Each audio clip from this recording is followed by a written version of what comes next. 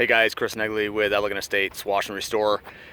Today I am going to do a short video on property protection, mainly lighting and electrical. So hang tight and I'll show you what we did on this place.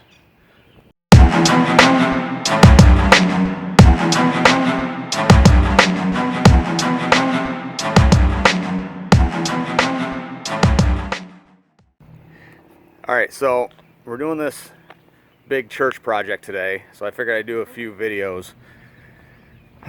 One being property protection when it comes to spraying water and detergents.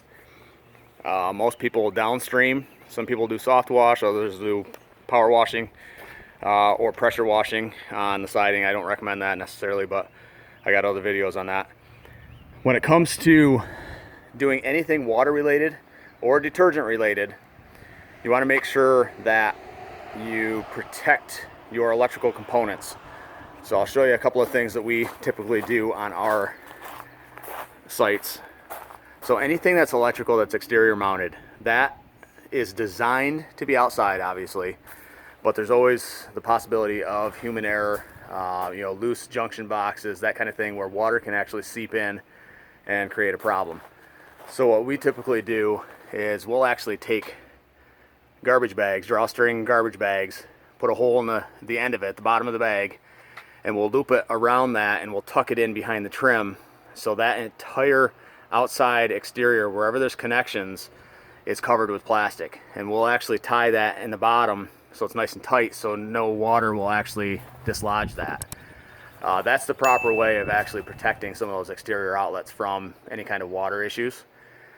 When it comes to outlets, you'll actually want to tape these outlets up. So again, this trim is designed to keep water out and away from your electrical components, but you always have the issue of water seeping in depending on the type of cover that you have here on your outlet box. And that said too, not all exterior outlets are actually wired properly. You want to actually have a exterior rated moisture outlet. So that's connected to a GFI breaker inside the house.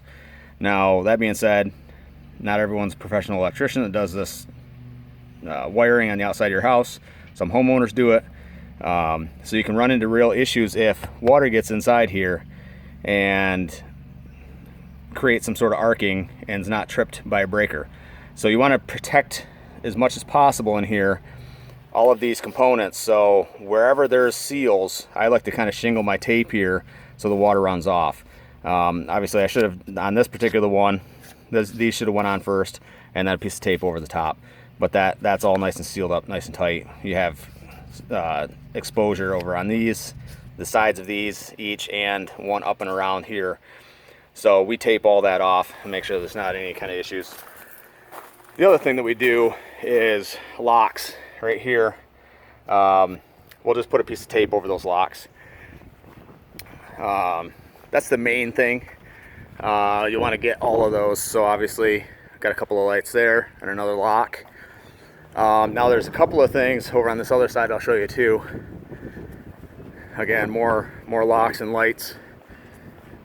And again, this is what you're paying professionals for. If you're a homeowner and you're watching this video, part of what our costs are is protecting your asset. Obviously you want to have it cleaned, but also you don't want the thing to burn down to the ground. So